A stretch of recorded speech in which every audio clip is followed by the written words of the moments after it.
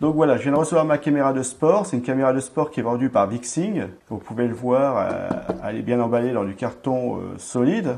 Et à l'arrière, vous avez toutes les indications de votre caméra. Ici, il y a marqué que c'est un capteur Sony qu'il y a dessus.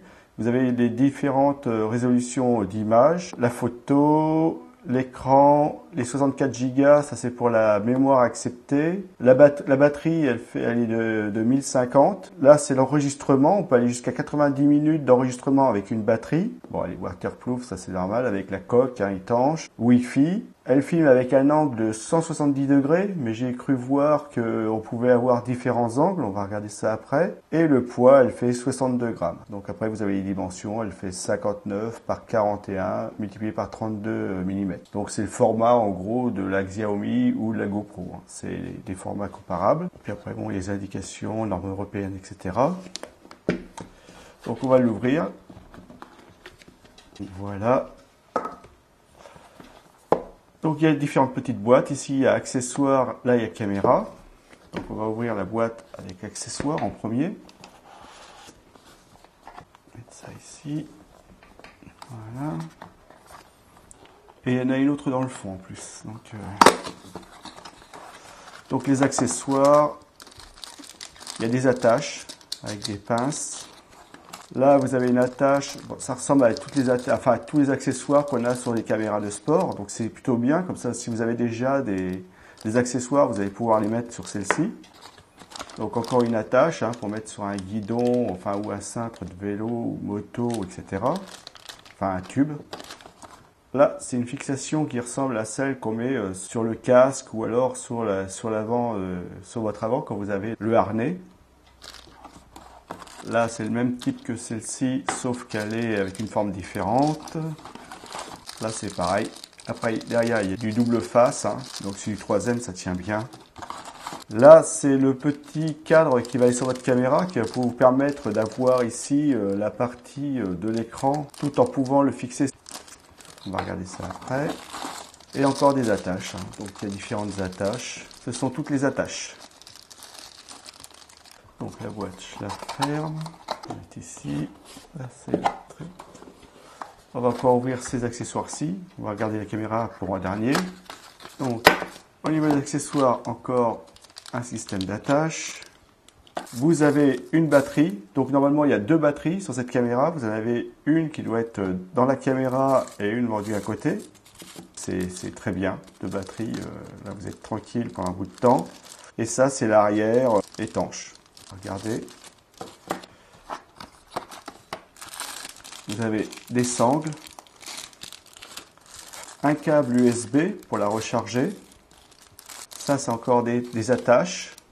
Là, vous avez des doubles faces pour coller à votre casque ou autre, plus une sécurité en fil de fer. Donc, c'est du sérieux. Un tissu pour le nettoyer. Et vous avez le mode d'emploi de votre caméra. Donc, il est écrit... on va dire, c'est de l'anglais. D'ailleurs, il n'y a que de l'anglais. Donc voilà, il est écrit tout en anglais. Donc là, il y a les différents, il y a les angles. Donc vous voyez, les angles, on peut régler de 170 degrés, on passe par 140, 110 et 70 degrés. Elle a un angle variable, c'est bien. Les ISO, donc la sensibilité de votre caméra, c'est réglable. Le Wi-Fi. Et vous avez un logiciel, une application pour mettre sur votre smartphone, elle s'appelle Final Cam, qui va pouvoir vous aider à gérer votre caméra à distance grâce au Wi-Fi. Et là, vous avez différentes, il vous explique comment mettre la batterie, la brancher pour recharger. Donc vous avez plusieurs méthodes. La carte SD, donc vous voyez, ça va de 8 Go à 64 Go maxi. Donc tout ça, on regardera ça après. Voilà pour ce deuxième paquet d'accessoires. Et là, nous avons la caméra. Voilà, donc bien protégée dans une mousse pour qu'il n'y arrive rien. Voilà, je mets la mousse, je la mets là. Et donc voilà la petite caméra. Donc ça, vous l'avez ici. Le deuxième, je l'ai mis ici. Voilà, c'est une rechange. Donc on va l'ouvrir. Voilà. Donc ici, pas oublier, vous avez des petites protections à ôter, bien sûr, avant de l'utiliser. Hein. Et la caméra. C'est un boîtier étanche hein, qu'on retrouve dans les accessoires. Ici, c'est pas courbé, hein, c'est bien plat. Donc voilà la petite caméra. Donc là, vous avez le bouton on-off, la lentille, le logement de batterie. Ici, vous avez le bouton Wi-Fi et montée et descente, l'haut-parleur. Ici, vous avez un petit bouton OK pour valider. Là, vous avez un petit voyant qui peut vous servir comme indicateur. Le micro au-dessus. Là, vous avez le micro HDMI, micro USB. Alors, c'est HDMI, USB et la carte SD, micro SD. Donc, la carte micro SD, vous pouvez aller jusqu'à 64 Go. Et l'écran arrière. Voilà, je l'ai allumé. Donc, vous avez vu, elle se met en route assez rapidement. Vous avez des petits logos d'indication et un petit voyant ici. Et vous allez avoir un en dessous. Donc après, il faudra voir à quoi servent ces petits voyants, quelles indications ils donnent. Mais c'est une caméra qui a l'air assez complète. Ici, vous avez un écran, vous pouvez voir ce que vous filmez. Ça, c'est un avantage, alors qu'avec certaines autres, on est obligé de se servir de notre smartphone pour voir ce qu'on va filmer. Là, on y est gagnant. Je regarde le mode d'emploi et après, on rentrera ensemble dans les menus. Donc voilà, j'ai mis la petite caméra de sport de chez Vixing sur un GoRiPod, un petit GoRiPod, pour qu'on puisse voir ce qui se passe à l'arrière de notre caméra. Et j'ai mis aussi une carte SD 32 Go. Comme on a le droit de 8 à 64, j'avais une 32, j'ai mis une 32. Donc c'est une classe 10, hein, avec une grande vitesse d'écriture. Donc pour les caméras sport, vaut mieux. Et maintenant, ce qu'on va faire, c'est qu'on va démarrer la caméra sport et on va regarder ce qui se passe sur le petit écran à l'arrière. Donc c'est un écran 2 pouces, hein, donc c'est très confortable. Voilà, donc quand vous l'allumez, on tombe tout de suite sur la partie enregistrement, la partie vidéo. Ici, vous pouvez voir qu'il y a une petite caméra. Donc on va se balader. Alors pour aller se promener dans les menus, vous appuyez sur le bouton Start qui se trouve devant. Hein. Donc c'est le bouton où vous mettez Power, hein, voilà. Quand j'appuie une autre fois, je me retrouve dans le mode photo. Donc là, il y a l'appareil photo, comme vous pouvez le voir. Si je rappuie une autre fois, là, il me dit que j'ai pas de fichier puisque j'ai encore rien enregistré, c'est normal, ou j'ai pas fait de photo non plus. Quand je rappuie encore une fois de plus, je me retrouve dans le menu. Donc dans le menu, il y a plusieurs choix. Hein. Déjà, vous pouvez voir qu'il est en français. Et donc là, il y a la résolution. Donc on appuie sur le bouton OK qui se situe en haut, ici, là. Donc je fais OK. Voilà. Et ici, vous voyez, moi j'ai choisi ce format-là, mais on a Ultra HD ici, QHD, FHD. Après, c'est le nombre d'images par seconde qui change. Bon, il y a de l'HD, WVGA, VGA, et après QVGA, 30 images par seconde. Donc, comme vous pouvez le voir, vous pouvez choisir votre qualité d'image comme vous le souhaitez. Donc, on peut se mettre en Ultra HD ou moi je vais mettre en HD 60. Voilà. Donc ici, vous avez l'enregistrement en continu, gyroscope pour stabiliser votre image. Donc là, vous avez ça, intervalle. Donc là, c'est toutes les 10 millisecondes, 500 millisecondes. Ça, c'est plutôt pour faire les timelapse. Là, vous avez la détection de mouvement. Donc ça peut être aussi une caméra d'intérieur pour surveiller votre intérieur, etc. Là, c'est pour le micro. Là, si vous voulez marquer la date en bas de votre vidéo, marquez votre vidéo. Là, c'est pour régler les angles, puisque cette caméra-là, elle peut avoir différents angles. Donc là, je fais OK, c'est pareil. Donc j'ai un angle de 170 degrés, 140 degrés, 110 degrés, 70 degrés. Donc après, vous choisissez l'angle que vous voulez pour filmer. Voilà. Ça, je ne connais pas. C'est désactivé, il faudrait que je regarde. Bon, ça c'est pour les scènes de nuit. Donc là, vous allez pouvoir avoir une meilleure capture de nuit. Le mode de capture. Donc ça, c'est est-ce que vous voulez vous servir du retardateur, etc. Enfin, parce qu'on peut avoir 10 secondes de temporisateur. Enfin, je regarde, je n'ai pas utilisé. La taille de l'image, ça peut être intéressant quand vous faites des photos avec.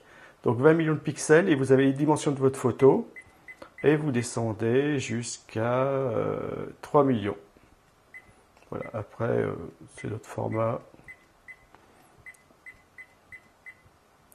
Mais bon, moi je le laisse sur 20 millions, je vais tester comme ça, je regarderai. Là, c'est continuer. Alors des fois, les traductions, voilà, faut aller voir dans le menu. Ça vous dit pas forcément grand-chose, mais à essayer. La qualité, alors là, c'est le sigle de l'écran arrière. Donc il y a forte, normal, économique. Moi, j'ai laissé sur normal. La netteté de l'image. Donc c'est pareil, j'ai laissé sur normal. La balance des blancs, ça c'est ce qui va vous donner les couleurs les plus approchantes. Là, elle est sur automatique, mais vous pouvez mettre ensoleillé, nuageux, suivant le temps qu'il fait dehors. Ou si vous prenez à l'intérieur avec des lampes tungstène ou fluor. Donc ça, c'est les éclairages. En fin de compte, ça va changer la couleur de votre image. Donc laissez-le sur auto, c'est plus facile. Normalement, ça gère très bien. Ici, c'est tout ce qui est couleur. Donc sépia, noir et blanc ou correct, enfin couleur comme là. Les ISO, c'est la sensibilité pour la photo et les prises de vue. Donc là, on est sur auto, donc c'est la caméra qui va gérer tout ça. Sinon, vous pouvez mettre 100 ISO, 200 et 400 ISO. L'exposition, ça c'est la correction plus claire ou moins claire. La stabilisation, donc ça si vous êtes sur un trépied ou autre, ça ne sert à pas grand chose. C'est plutôt quand on l'utilise à la main ou alors sur un autre support. Bon, pour effacer les images, mince. Pour protéger le Wi-Fi, les dates et heures. Donc là, vous mettez votre date et votre heure. Voilà. Arrêt auto. Donc là, c'est à quel moment vous voulez qu'il s'arrête. Lorsqu'il y a une inactivité, il y a 1 minute après qu'il soit inactif. Donc si vous filmez, ça ne s'arrêtera pas, mais si elle ne fait rien, elle va s'arrêter d'elle-même. Donc là, il y a 3 minutes. Ouais, c'est comme ça. Après, les bips sonores, c'est ce qu'on entend à chaque fois que j'appuie sur la touche. Si vous voulez l'ôter, c'est ici. Donc vous le désactivez, vous l'activez. Ça, c'est l'haut-parleur. OSD, c'est l'écran extérieur. Donc là, on peut l'activer, avoir l'écran à l'arrière, ou le désactiver et économiser sur la batterie. Bon, ça, c'est vous qui voyez. Ça, je sais pas. Les langues, alors c'est ce que je disais, les langues, vous voyez qu'il y a pas mal de choses.